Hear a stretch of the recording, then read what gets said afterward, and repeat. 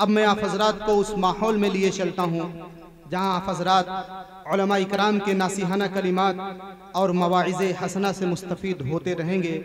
लिहाजा ऐसे रूह परवर और संजीदा माहौल में मैं आपको एक नौजवान मुक़र्रिर से मुलाकात कराता हूँ, जिनसे मेरी मुराद जनाब हज़रत मौलाना मोहम्मद कामिल साहब कासमी, सदर जमइयत महाराजगंज आजमगढ़, हज़रत वाला से मैं दरख्वास्त करूँगा कि तशरीफ़ ले आएँ और मवाइज़े हसना से तमाम सामिईन को मुस्तफ़ीज़ फरमाएँ। बस्मिल्लाह व मुहम्दिल्लाह व मुसल्लियां व मुसल्लिमा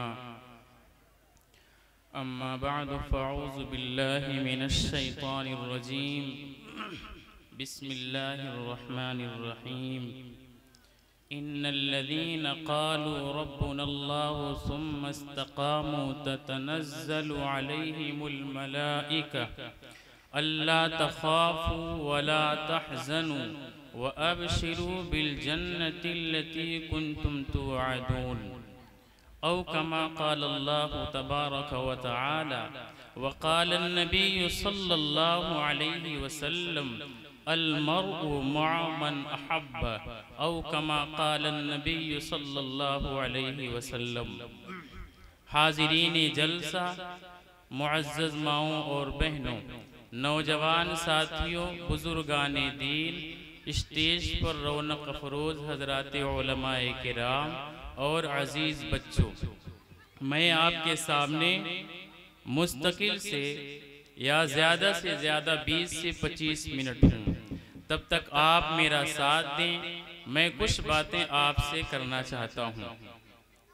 अल्लाह ताला ने कुरान करीम के अंदर इरशाद फरमाया कि जो लोग ईमान लाए और फिर उस पर जम गए तो अल्लाह पाक उनको इनामात से नवाजता है। चाहे हालात जैसे भी हों, ईमान लाने के बाद ईमान से फिरना इतना ही बड़ा जुल्म है जितना कि जहन्नम में खुद को धकेलना है। नबी करीम सल्लल्लाहु अलैहि वसल्लम के पास एक सहाबी आए। उन्होंने अर्ज किया, या रसूल अल्लाह, मुझे एक ऐसी काफी वाफी और शाफी नसीहत फरमा दीजिए कि आपके बाद मैं किसी से उस बारे में सवाल न करूं। नबी करीम सल्लल्लाहु अलैहि वसल्लम ने इरशाद फरमाया, अल्लाह को एक मान लो और फिर इस बात पर जम जाओ और दीन से कभी वापस न जाओ, दीन को पीठ न दिखाओ। व इन ततवल्लौ यस्तबदिल कौमन गैरकुम सुम्मा ला यकूनु अमसालकुम। अगर अल्लाह को ईमान से, इबादत से, रियाजत से, इताअत फरमा बरदारी से पीठ दिखा दिए, नमाज नहीं पढ़ी, रोजा नहीं रखा, दीन की बात को नहीं माना, अल्लाह पाक तुम्हें हटा देंगे, दूसरी कौम को लाएंगे और ये बाद में आने वाले तुमसे बेहतर होंगे। आज का ये प्रोग्राम 2 किस्तों के अंदर है। सामने माएँ और बहनें भी हैं और नौजवान और बुजुर्गाने दीन भी हैं। मेरा खास खिताब औरतों की जमाअत से है और मैं जिस मिशन पर हूँ उस मिशन पर मैं आज बात करूंगा। नबी करीम सल्लल्लाहु अलैहि वसल्लम इरशाद फरमाते हैं, जब क़यामत करीब होगी, एक आदमी रात में सोएगा तो ईमान वाला होगा, जब सुबह उसकी आंख खुलेगी तो वो काफिर हो चुका होगा। सुबह में तो वो हालत ईमान में रहेगा, शाम तक वो काफिर हो जाएगा। ऐसा क्यों होगा? दुनिया जानती है, इस दुनिया में बसने वाले सारी इंसानियत, आलमी इस्लाम के तमाम अफराद, इस मुल्क में रहने वाले तमाम लोग जानते हैं कि उम्मते मुस्लिमा पर एक ऐसा दौर चल रहा है जिसमें दीन से फिरना बहुत आसान हो गया है। नबी करीम सल्लल्लाहु अलैहि वसल्लम के पास औरतों की जमाअत आती थी और कहती थी, या रसूल अल्लाह, मर्द तो दीन में आगे बढ़ गए, वो आपके साथ जिहाद में जाते हैं, वो आपके साथ जुमा की नमाज पढ़ते हैं, वो आपके साथ जनाजा पढ़ते हैं, वो आपके साथ कब्रिस्तान जाते हैं, वो आपके साथ ईदगाह के अंदर ईद की नमाज पढ़ते हैं। हम औरतें अपने घर के अंदर बैठी रहती हैं, हम तो घर के अंदर नमाज पढ़ते हैं। ऐ अल्लाह के रसूल, ये मर्द तो औरतों से आगे बढ़ गए, औरतों से सबकत कर गए, हम औरतों के लिए क्या बचा? न तो हम जुमा की नमाज पढ़ने के लिए जा सकती हैं, हैं, न तो हम ईद की नमाज पढ़ने के लिए जा सकती हैं, न तो हम नमाज जनाजा पढ़ सकती हैं, और न दुनिया के वो सारे काम जो एक मर्द खुले मैदान के अंदर कर सकता है, न जिहाद कर सकते हैं। या रसूलल्लाह, हम औरतों के लिए क्या फजीलत है। नबी करीम सल्लल्लाहु अलैहि वसल्लम ने इरशाद फरमाया, एक औरत जब अपने घर के कोने में फी क़ारी बैतिहा, अपने घर के कोने में नमाज पढ़ती है, अल्लाह पाक उसको वो सवाब अता फरमाते हैं जो मर्द मस्जिद में जाकर जमाअत से नमाज पढ़ता है। मर्द अगर तन्हा नमाज पढ़े उसको वो सवाब नहीं, और मुमकिन है कि उसकी नमाज भी कबूल न हो, लेकिन औरत जब अपने घर के कोने में अंधेरे में नमाज पढ़ती है तो उसको मस्जिद में नमाज पढ़ने के बराबर सवाब मिलता है। जो औरत अपने घर के अंदर मजबूती के साथ पर्दे का एहतिमाम करे, उसको जिहाद में सरहदे इस्लाम की हिफाजत करने का सवाब मिलता है। नबी करीम सल्लल्लाहु अलैहि वसल्लम ने इरशाद फरमाया, जो औरत घर के अंदर झाड़ू लगाती है, जो औरत घर के अंदर खाना बनाती है, उसके हाथ में अगर कभी उंगली के अंदर चोट आ गई, कभी उसके हाथ जल गए, कभी चाकू और उस तरह से उसका हाथ कट गया, इसको वो सवाब मिलेगा जो जिहाद में इंसान को, मर्द को, मुसलमान को लड़कर सवाब मिलता है। इस औरत को घर में बैठे बैठे सवाब मिलेगा। मैं मुद्दे की तरफ आता हूँ, मेरे पास वक्त बहुत ज्यादा कम है, लेकिन ये बात अर्ज करूंगा, इस दुनिया के अंदर, इस जमाने के अंदर, बिलखुसूस हिंदुस्तान के अंदर एक वैसी वबा आ गई है मुसलमान औरतों पर कि ये दीन से फिरती जा रही हैं, फैशन परस्ती के अंदर आ रही हैं। मैं अपने मिशन की बात करूंगा। अल्लाह ताला ने कुरान करीम के अंदर अपने वफादारों की बात की है, कुरान करीम के अंदर अपने नेकों की बात की है, कुरान करीम के अंदर सालिहीन की बात की है। फिरौन के दरबार में फिरौन ने जादूगरों को बुलाया, लोगों के सामने कहा कि मूसा जादूगर है, तुम भी जादूगर हो, मूसा को मुकाबले में हरा दो, तुम जो मांगोगे वो मैं तुम्हें दूंगा। जादूगर सारे मूसा अलैहिस्सलातु वस्सलाम के सामने खड़े हैं, एक तरफ जादूगर हैं और एक तरफ मूसा अलैहिस्सलाम हैं। लेकिन जब बात आगे बढ़ी, मुकाबला हुआ, सारे जादूगर ये बात जान गए कि मूसा अलैहिस्सलाम जादूगर नहीं है, बल्कि इनके पास एक मोजिज़ा है, और वो मोजिज़े से ये सारे कारनामे अंजाम दे रहे हैं। सारे जादूगर अपनी जगह खड़े थे, फौरन उन्होंने कहा, आमन्ना बिरब्बि हारून व मूसा, क्या फिरौन कान खोल के सुन, तू जिसके मुकाबले के लिए, जिसके मैदान के लिए तू अपना मैदान सजाया था, जिस शख्स को हराने के लिए, जिस शख्स को पास करने के लिए तू हमें मैदान में लाया था, हम जान चुके हैं कि मूसा जादूगर नहीं है, मूसा एक सच्चे नबी हैं। और आज हम ऐलान करते हैं कि हम जितने जादूगर हैं सब मूसा पर ईमान लाते हैं, मूसा के रब को अपना रब मानते हैं। बात यहाँ पर मुकम्मल नहीं हुई। हजरत मूसा अलैहिस्सलाम पर ईमान लाने के बाद फिरौन ने डराया, धमकाया। उससे पहले जब फिरौन ने ये कहा था, अगर मूसा शिकस्त खा गया, मूसा का रब अगर शिकस्त खा गया, ऐ जादूगरों, मैं तुम्हें महल्लात से नवाजूंगा, जमीन दूंगा, जर दूंगा, जन दूंगा, वो सारी चीज दूंगा जो तुम चाहते हो। लेकिन इन तमाम दौलतों को ठुकरा कर हजरत मूसा अलैहिस्सलाम पर ईमान लाए। फिर मूसा अलैहिस्सलातु वस्सलाम को और जादूगरों को फिरौन ने धमकाया, डराया, और उसने कहा कि अगर तुम मेरी बात नहीं माने, मूसा को अपना नबी मानने से इनकार नहीं किया, तो मैं तुम्हारा वो हश्र करूंगा कि आने वाले क़यामत तक तमाम अफराद तेरी राह तकेंगे, ऐसा कोई जुर्म नहीं करेगा जो तू आज कर रहे हो। लिहाजा जादूगरों ने कहा, फ़क़ज़ी मा अंत क़ाज़, निकल यहाँ से, हमारे साथ जो तू फैसला करना चाहता है कर ले। इन अदाब दुनिया, ये तो दुनिया का अजाब होगा कि तू हमारे पैर काट देगा, तू हमारे हाथ काट देगा, तू हमें सूली पर लटका देगा। लेकिन याद रख, मूसा सही है, हम मूसा को अपना नबी मानते हैं, मूसा के रब को अपना रब मानते हैं। देखिए आप, जादूगरों के पास क्या नहीं था। फिरौन चाहता तो उनको मोहल्लात से नवाज सकता था, वो लोग खुद इसको कबूल कर सकते थे, लेकिन फिरौन के मुकाबले में ये डट गए, ईमान भी लाए, कटने के लिए भी तैयार है, लेकिन ईमान के बागी नहीं बने। नबी करीम सल्लल्लाहु अलैहि वसल्लम के पास सहाबा किराम की जमात आई। उन्होंने अर्ज किया, या रसूल अल्लाह, हम पर ये काफिर तो बड़ा जुल्म कर रहे हैं, जुल्म सितम और बर्बरियत का शिकार हमें बना रहे हैं।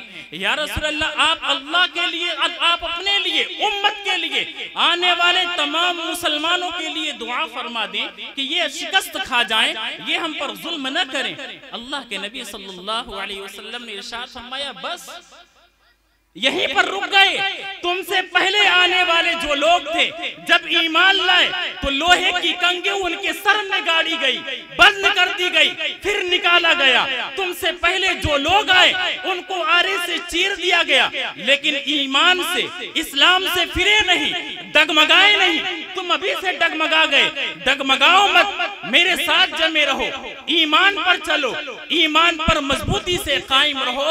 आने वाली तमाम उम्मत मुस्लिमा के लिए अल्लाह के नबी ने सबक सिखाया कि चाहे दौर जैसा भी आ जाए, आपको ईमान पर जमे रहना है। कुरान करीम के अंदर अल्लाह ताला ने इरशाद फरमाया, वज़रबल्लाहु मसलन लिल्लज़ीना आमनु इम्रअत फ़िरऔन इज़ क़ालत रब्बि इब्नि ली इंदक बैतन फ़िल नज्जति वनज्जिनी मिन फ़िरऔन व अमलिही वनज्जिनी मिनल क़ौमिज़ ज़ालिमीन। कि अबू बकर सिद्दीक से लेकर क़यामत तक आने वाले तमाम मुसलमानों के लिए अल्लाह पाक ने जिस शख्स को ज़रबुल मिसाल बनाया वो फिरऔन की बीवी है। इसी तरीके से अल्लाह पाक ने जिसको ज़रबुल मिसाल बनाया, अल्लाह के नबी ने जिसको एहसान, इनाम और इकराम से नवाजा, वो मिशाता बिन्त फिरऔन, जो फिरऔन की नौकरानी थी, उसका भी वाकया बड़ा ही दर्दनाक है। इंसान कहां तक सुनाए।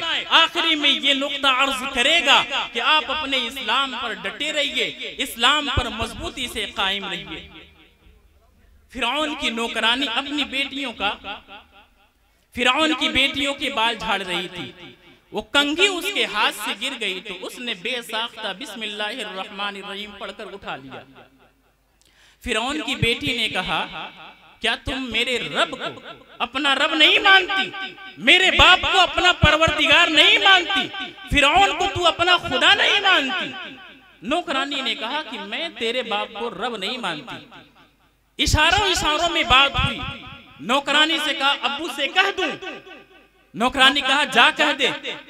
फिरौन के पास उसकी बच्ची गई और उसने कहा कि अब्बा जान, आपके घर में जो नौकरानी पल रही है, बढ़ रही है, आपके नानो नौका पर जो खा पी रही है, आपके घर का आलम यह है कि वो आप पर ईमान नहीं लाई। मूसा के रब को अपना रब मानती है, मूसा को अपना नबी मान चुकी है। तुम पूरी मिस्री हुकूमत के अंदर ये दावा करते फिर रहे हो, अना रब्बुकुमुल आला, अना रब्बुकुमुल आला, कि फिरौन सबसे बड़ा रब है। लेकिन जरा घर की हालत तो देखिए, हमारी नौकरानी जिसको आप तनख्वाह देते हैं वो आपको अपना रब नहीं मानती। फिरौन को चढ़ाया, फिरौन घर के अंदर आया, मिशाता बिन्त फिरौन, हदीस में उसका नाम जिक्र नहीं है कि उसका नाम क्या था। मिशाता कहते हैं बाल झाड़ने वाली औरत को। उसको पकड़ा, मैदान के अंदर लाया, मजलिस लगाई गई, पूछा क्या किया जाए इसके साथ कि आने वाले तमाम लोग फिरौन को अपना रब मान ले और कोई भी मूसा को अपना नबी ना माने, न मूसा के रब को अपना रब माने। मजलिस के लोगों ने मजलिस से मुशावरत के बाद ये फैसला हुआ। हदीस पाक के अंदर ये जुमला है, फ़अमर बिबक़रतिन मिन नुहासिन फ़हतुमिरत, कि ऐसी आग जलाई जाए जिसका हदीस पाक के अंदर तज़किरा है कि फरमाया पीतल का एक ऐसा गाय का जानवर लाया जाए जिसको ढांचा बनाकर रखा गया, गाय का एक ढांचा बनाकर जिसका अंदर का हिस्सा बिल्कुल खाली हो और उसको बाहर से बोले लोहे और पीतल से घेर दिया गया हो। हुक्म दिया इसको गर्म किया जाए, गर्म किया गया। दूसरी हदीसों के अंदर है कि कढ़ाई लाई गई, तेल डाला गया, तेल को गरमाया गया, मिशाता बिन्ते फिरौन नौकरानी के 2 बच्चे, एक की उम्र 3 साल, दूसरे की 3 महीना, लिटाया हुआ है मिशाता बिन्ते फिरौन नौकरानी को। उसके सर के सामने उसके दोनों बेटों को लाया, एक को उसके सीने पर कत्ल किया, दूसरे को आग के अंदर डाल दिया। डालने से पहले के वाकयात बड़े दर्दनाक हैं। इस जमाने की औरतें क्या जाने जो रस्म रिवाज के अंदर पली बड़ी हुई हैं। इस जमाने की औरतें क्या जाने जिनको निकाब भी फैशन नजर आता है। इस जमाने की औरतें क्या जाने जिनको नेकी भी एक किस्म की मुसीबत लगती है। इस जमाने की औरतें क्या जाने जो पढ़ लिख कर भी जिहालत वाले काम करती हैं। याद रखिए, ये नौकरानी अपने दोनों बच्चों के साथ पड़ी हुई है। फिरौन से भीख मांग रही है, मेरे बच्चों को छोड़ दे। फिरौन कहता है मैं तो छोड़ दूंगा। मेरी कहावत ये है, मेरा फरमान ये है, मूसा को अपना नबी मत मान। मूसा जिसको रब कहता है उसको रब मत मान, मुझे अपना रब मान ले। फिरौन को अपना रब मान ले, मैं तारी मुसीबतें तुझसे अभी हटा दूंगा। औरत अपनी जलाल में कहती है ये 2 बच्चे नहीं, इस जैसे लाखों बच्चों भी हैं, तो मैं अल्लाह के रास्ते में दीन के लिए सबको कुर्बान कर दूंगी। चुनांचे जो 3 साल का बच्चा था उसके बारे में ये है कि आग की जो खोल थी गर्म करके उसके अंदर डाल दिया गया। दूसरी रिवायत के अंदर कि खौलता हुआ तेल था, जब उसको डाला गया तो वो फौरन कबाब की तरह भुन गया। जो 3 महीने का बच्चा था, इसको इसके सीने पर रखकर तलवार सामने निकालकर कत्ल करने की बात की गई। लड़की डर गई, बच्चे की बात थी, डरी, धमकी, डगमगाई। काल इब्नु अब्बास रज़ियल्लाहु तआला अन्हु युकल्लिमून अर्बअतुन सिगारुन ईसा इब्नु मरियम व साहिबु जुरैज व शाहिदु यूसुफ व इब्नतु मिशाता बिन्त फिरऔन। इब्ने अब्बास फरमाती हैं 4 लड़के जो दूध पीने के आलम में बात किए हैं। एक ईसा बिन मरियम, दूसरे यूसुफ अलैहिस्सलाम का गवाह जो 1 दिन का या 2 दिन का था, और तीसरा साहिबे जुरैज, और चौथा ये मिशाता बिन्त फिरऔन नौकरानी का लड़का। जब इसको कत्ल करने की बात की गई, अल्लाह ने इसको जुबान दी। बच्चे ने कहा अम्मी जान घबराने की बात नहीं है, इन्ना अज़ाब दुनिया अहवन मिन अज़ाबिल आखिरा, ये दुनिया का अज़ाब है, आखिरत के मुकाबले में बहुत हल्का है। अम्मी घबराना मत, ईमान से मत फिरना। जिस मूसा के लिए, जिस रब के लिए आप कुर्बान होने जा रही हैं, ये मुझे आग में डाल रहे हैं या कत्ल कर रहे हैं, आप इसकी वजह से ईमान से न फिरिएगा। नतीजा ये हुआ, बच्चे को कत्ल कर दिया गया उस माँ की सीने पर, और फिर इस बच्ची नौकरानी के साथ यह हुआ कि इसके चमड़े को छील लिया गया। जुर्म क्या था? ला इलाहा इल्लल्लाह मूसा कलीमुल्लाह। जुर्म सिर्फ ये था कि अल्लाह एक है और मूसा अल्लाह के नबी है। क्या इतनी बड़ी सजा कि बच्चियों को दफन कर दिया जाए, उनको जला दिया जाए, उनको कबाब बना दिया जाए। आज की माओ और बहनें सुनो, अल्लाह पाक ने कैसा एजाज दिया इस नौकरानी को। सुब्हानल्लज़ी अस्रा बिअब्दिही लैलन मिनल मस्जिदिल हराम इलल मस्जिदिल अक़सा। हज़रत जिब्राइल आसमान से आए, अरे अल्लाह के नबी चलिए, अल्लाह ने आपको मिअराज कराने का इरादा कर लिया है, 7वां आसमान की सैर कराएगा, आप चलिए। अल्लाह के नबी उठे, जाने लगे, एक जगह रुके। जिब्राइल अलैहिस्सलाम से अल्लाह के नबी पूछते हैं खुशबू कैसी आ रही है? ऐसी खुशबू तो मैंने आज तक नहीं सुनी, ये खुशबू कैसी? है जिब्राइल अलैहिस्सलातु वस्सलाम इरशाद फरमाते हैं, फिरौन की जो नौकरानी जिसको फिरौन ने जिंदा आग के अंदर डाल दिया था, उसकी हड्डी जमा करके जिस कब्र के अंदर डाली गई थी, ये उस कब्र की खुशबू है। अल्हम्दुलिल्लाह, सुभान अल्लाह, अल्लाह की जात पाक है।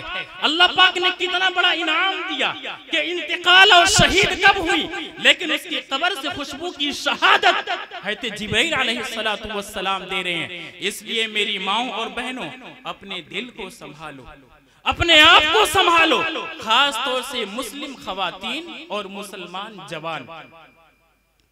इस जमाने की सबसे बड़ी रुकावट इस्लाम के अंदर और इस जमाने का सबसे बड़ा काम है इर्तिदाद के खिलाफ काम करना।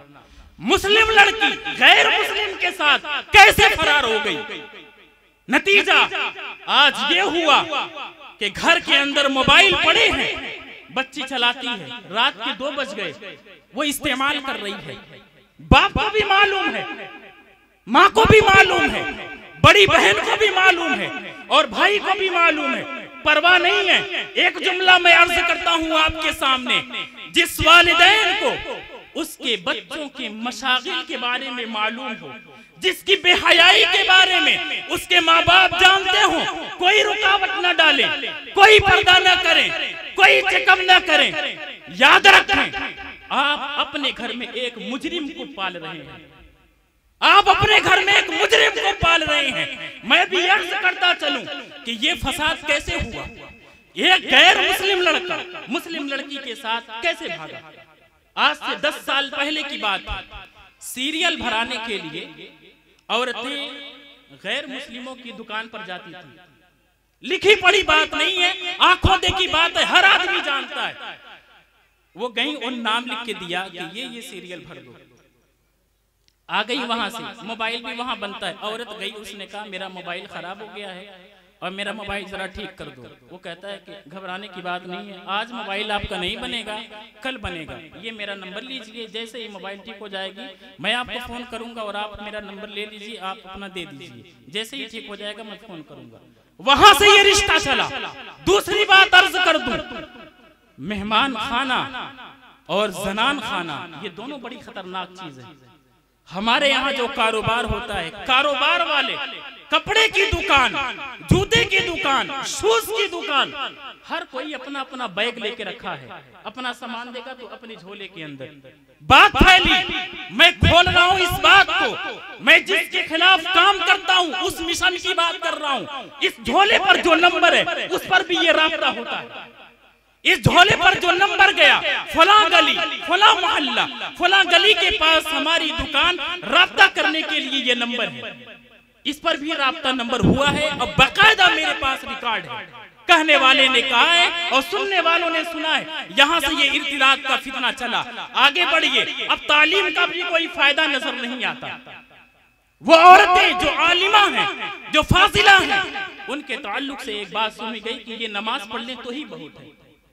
ये अगर कान में बात जाए, मेरी माँ और बहनों, अल्लाह के नबी सल्लल्लाहु अलैहि वसल्लम ने औरतों को क्या मकाम दिया, 1 मिनट के अंदर बात खत्म करता हूँ।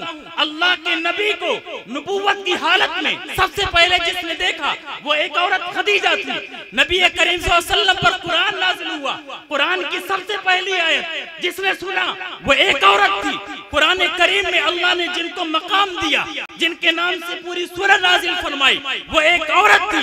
अल्लाह के नबी का जहां इंतकाल हुआ, जिसकी गोद में इंतकाल हुआ, वो एक औरत हजरत आयशा थी। और जब दुनिया से गए हैं तो औरतों के ताल्लुक से बयान फरमाया कि इनके साथ खास तवज्जो रखो। औरत जब माँ हो तो इसके कदमों के नीचे जन्नत है। औरत जब खाला हो तो माँ के दर्जे में है।